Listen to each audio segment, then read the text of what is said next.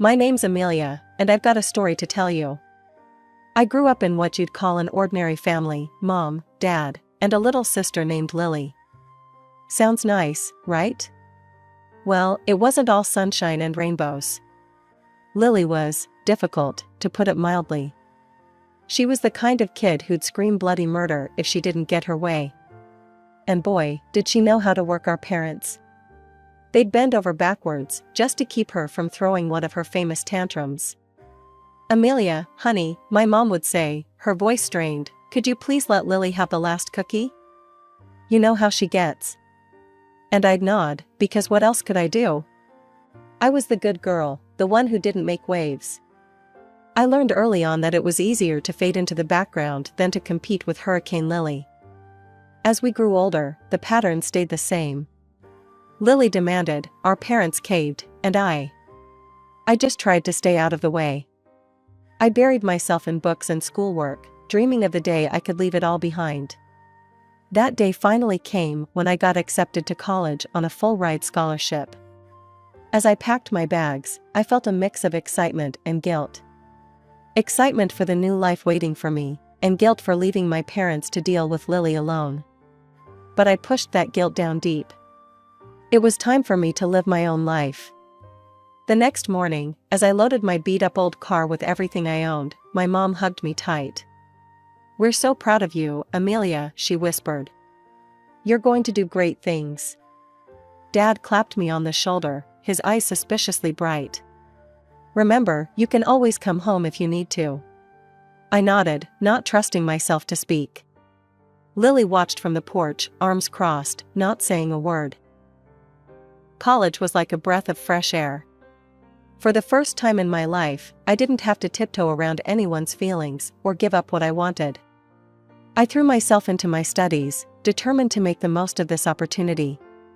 Meanwhile, life back home continued as usual. Lily, predictably, didn't move out.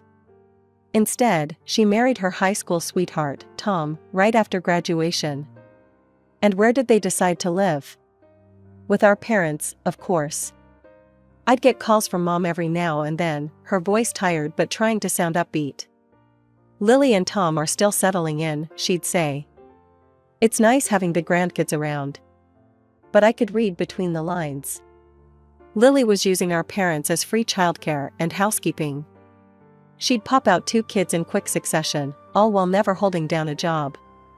Tom worked, sure, but from what I gathered, he wasn't exactly bringing home the big bucks.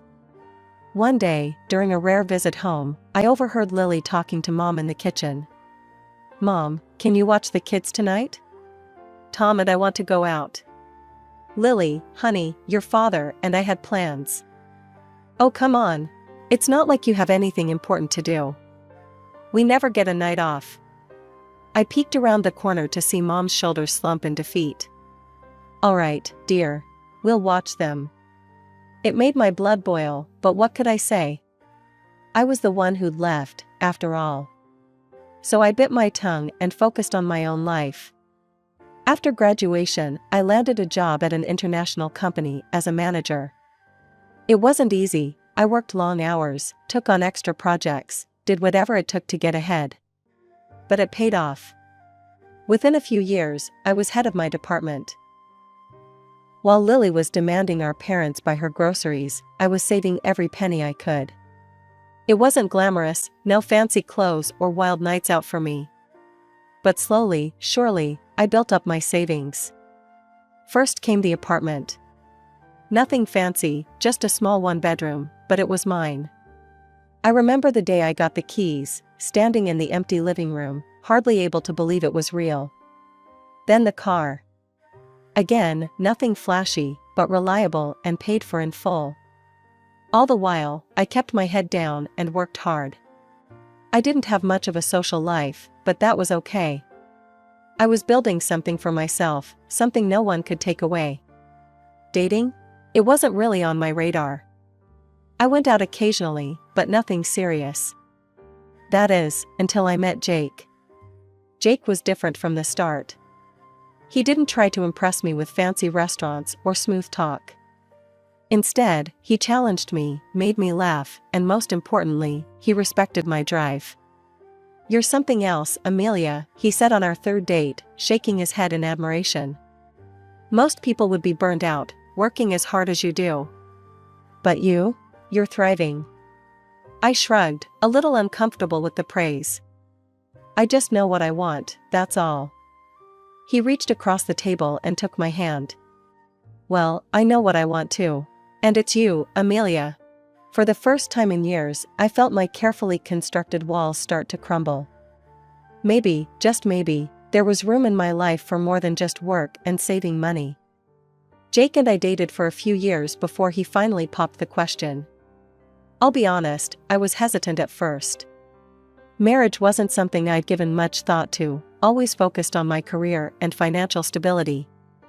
But Jake, he had a way of making me see beyond my self-imposed limitations. The day of the wedding arrived, and despite my reservations, I was excited. This was my day, after all. I was marrying the man I loved. Then Lily showed up. My sister waltzed into the bridal suite wearing a white dress that looked suspiciously bridal. "Oh, Amelia," she exclaimed, twirling around. "Don't you love my dress?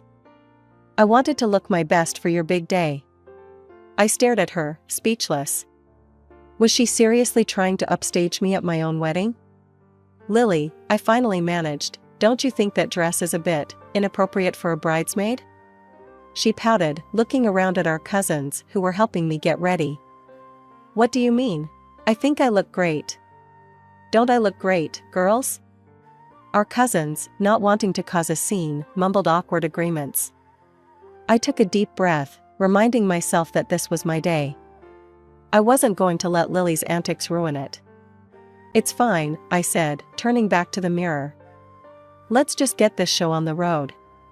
The ceremony itself was beautiful. Jake's eyes lit up when he saw me walking down the aisle, and in that moment, all the stress and family drama faded away. This was about us, about our love and our future together. But at the reception, things got interesting. More than once, I overheard guests asking Lily if she was the bride. She'd giggle and say, "Oh no, that's my sister. But doesn't this dress look amazing on me?" Jake, bless him, did his best to keep me calm. "Don't let it get to you," he whispered, squeezing my hand. "Everyone knows you're the star of this show." And he was right. Despite Lily's best efforts, the day was still ours. We danced, we laughed, we celebrated with our friends and family.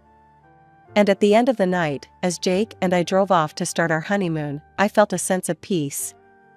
After the wedding, Jake and I settled into a rhythm. We moved into his apartment, which was bigger and in a nicer area than mine. I decided to keep my old place and rent it out, just another investment for the future, I thought. I threw myself back into work with renewed energy. Jake was supportive, always there with a cup of coffee when I was burning the midnight oil or a shoulder to lean on when deals fell through. But it wasn't just about work anymore. I started looking into investments, particularly securities. It was a whole new world, full of risks and potential rewards. And payoff it did. 5 years flew by, and suddenly we found ourselves sitting on a decent nest egg. That's when I had an idea. "Let's buy a vacation home," I suggested to Jake one evening. "Somewhere my parents could use too, to get away from everything." Jake knew what I meant by everything. My sister, her husband, their 3 kids, it was a lot for my parents to handle. We found the perfect place, a beautiful villa on a lake, just outside the city. It had everything, a large barbecue area, a sprawling terrace, 3 bedrooms, and a view that took your breath away. The moment I saw it, I knew it was the one. The day we closed the deal, I called my parents. "Mom, Dad, I've got a surprise for you," I said, barely containing my excitement. When they arrived at the villa, my mom's eyes filled with tears. "Oh, Amelia," she whispered, looking around in awe. This is too much."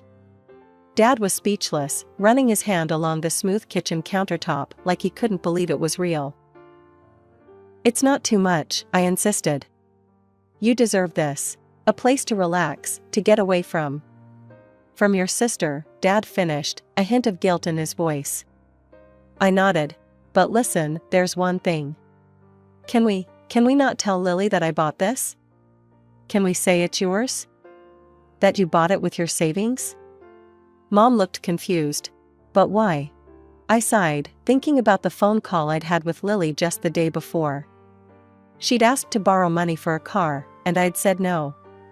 I could only imagine how she'd react if she found out about this place. It's just easier this way, I said. Please? They agreed, albeit reluctantly. Little did I know the storm this white lie would stir up. A few days later, I got a call from Mom. She sounded exhausted.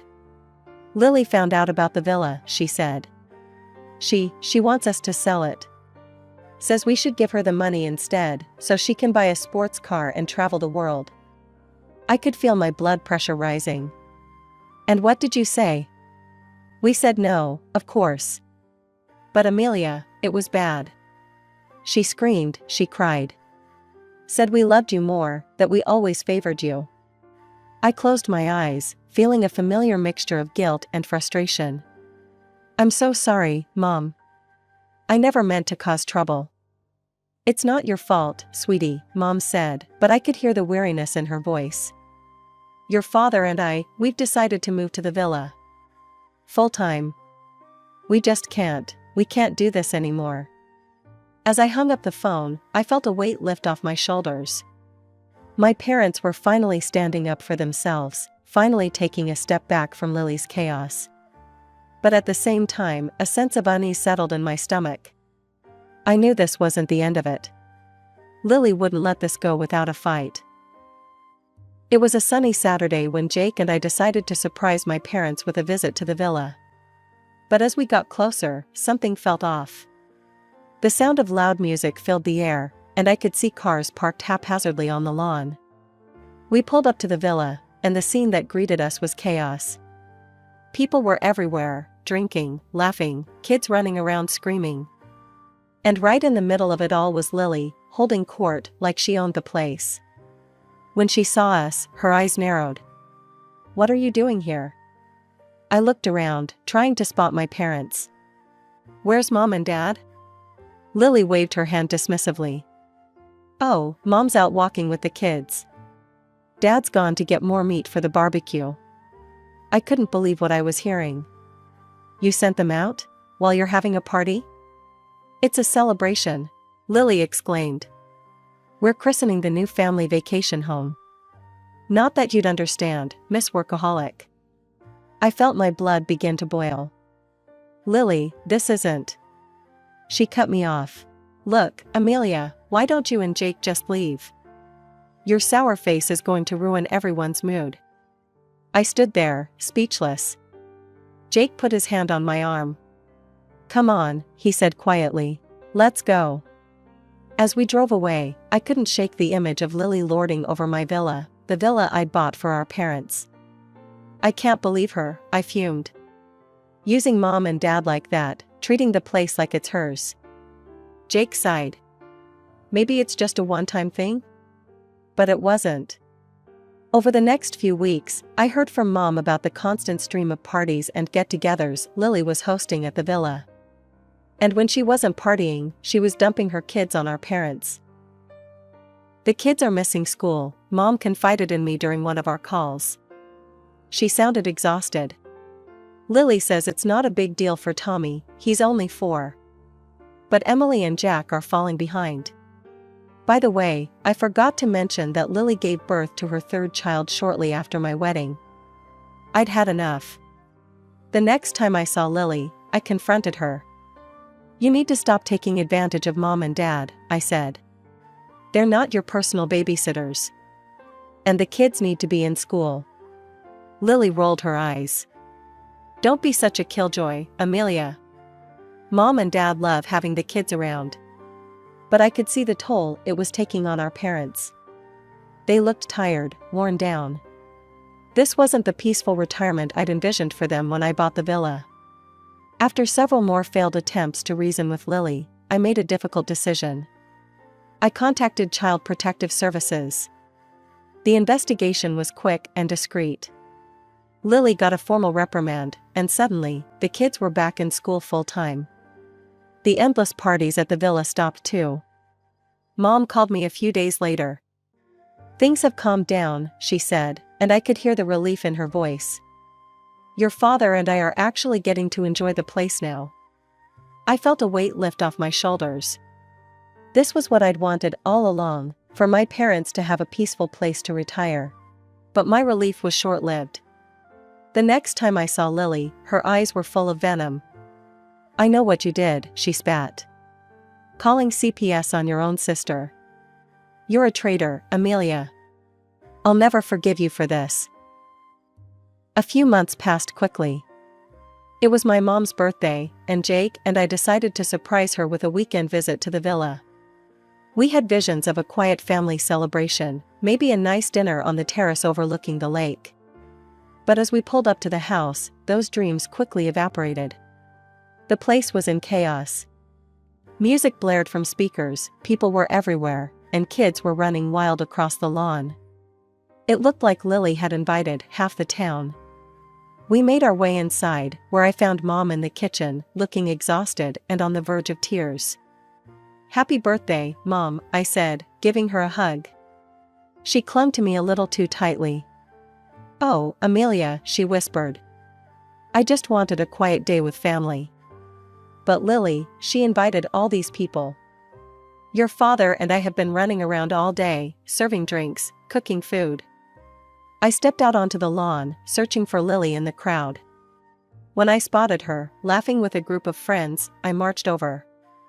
"Lily, we need to talk," I said firmly. "This is Mom's birthday. She wanted a family day, not this." I gestured at the chaos around us. Lily laughed loudly. "Oh, lighten up. Mom loves having people over. Stop being such a buzzkill." Frustrated, I walked over to a group of guests near the speakers. "Excuse me," I said, raising my voice to be heard over the music. "Could you please turn this down? It's too loud." The guests, clearly drunk, just laughed and turned the volume up higher. As I stood there, trying to figure out what to do next, I noticed something out of the corner of my eye. Lily was huddled with a group of kids, pointing in my direction and giggling. With horror, I realized she was handing them ice cream cones and encouraging them to throw them at me. Before I could react, the first scoop of ice cream flew past my head. I ducked, and it hit a woman behind me square in the face. Chaos erupted. More ice cream was flying, kids were screaming, and adults were yelling.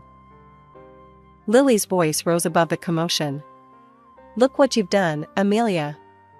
You're ruining everything, as usual." The crowd, fueled by alcohol and Lily's accusations, started to turn ugly. Men and women were shouting, moving towards Jake and me with clenched fists. I felt Jake's hand on my arm. "Amelia, we need to get out of here," he said urgently. But I'd had enough. This was my parents' home, the home I'd bought for them. This had to stop. I pulled out my phone and dialed 911. "I'm calling the police," I announced loudly. The police arrived quickly, lights flashing. As it turned out, they'd already received noise complaints from the neighbors. "Who owns this property?" one of the officers asked. I stepped forward. "I do. I'm Amelia Johnson. My parents live here, but these people," I gestured to the crowd, "are here without my invitation." The officers nodded and quickly got to work, ushering the drunk guests off the property and warning them about the consequences of starting a fight. As the police cars drove away with the last of the uninvited guests, an eerie silence fell over the villa.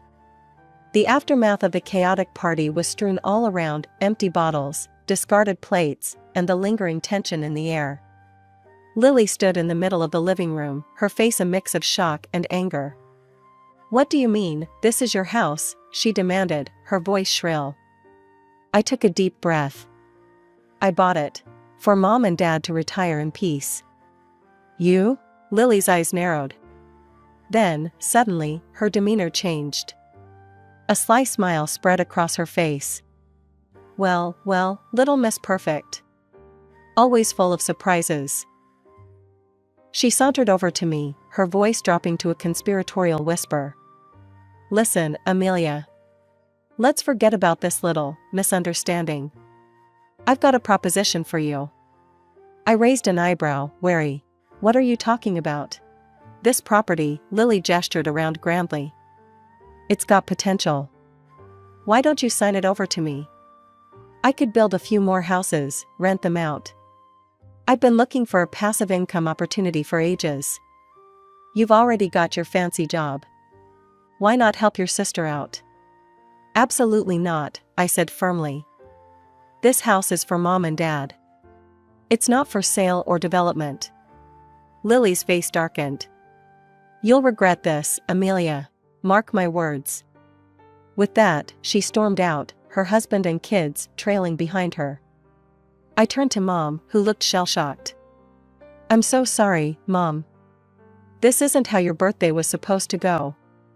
To my surprise, she pulled me into a hug. Oh, honey. Thank you for standing up for us. For everything. I spent the rest of the day helping Mom clean up the mess, but Lily's threat kept echoing in my mind. I knew my sister well enough to know she wouldn't let this go easily. Before Jake and I left, I made a decision. I hired a security company to install hidden cameras around the property and set up an alarm system that would alert my phone if anyone entered the grounds. 2 weeks later, my phone buzzed with an alert from the villa's security system. Someone had entered the property. Worried it might be a false alarm triggered by my parents, I called Mom.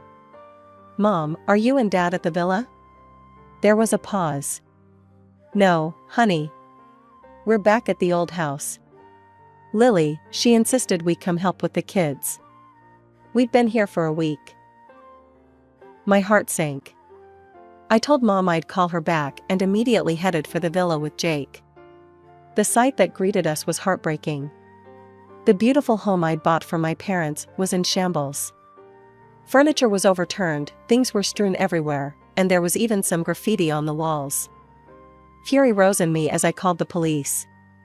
When they arrived, I showed them the security footage. There was no doubt, it was Lily and her husband, vandalizing the property in a drunken rage. A few days later, my phone rang. It was Lily. You need to drop the charges, she said without preamble. The police brought us in for questioning. They're talking about pressing charges for vandalism and trespassing. You have to make this go away, Amelia. I took a deep breath. No, Lily. I'm done cleaning up your messes. I'm done being the family peacekeeper at the expense of my own peace. From now on, you can talk to my lawyer.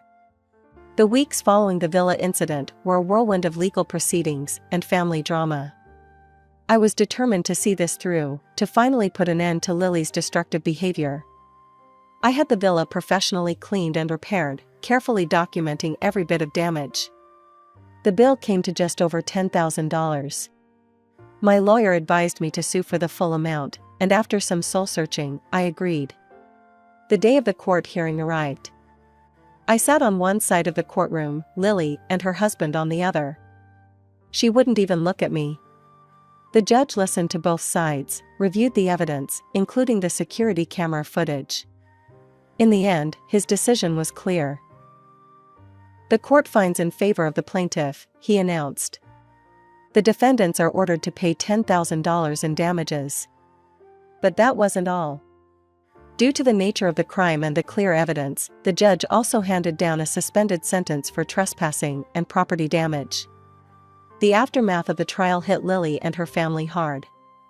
Her husband, who'd always coasted by on charm and family connections, suddenly found himself struggling to find work. No one wanted to hire someone with a criminal record, even if it was suspended. Lily, who'd never worked a day in her life, was forced to find a job.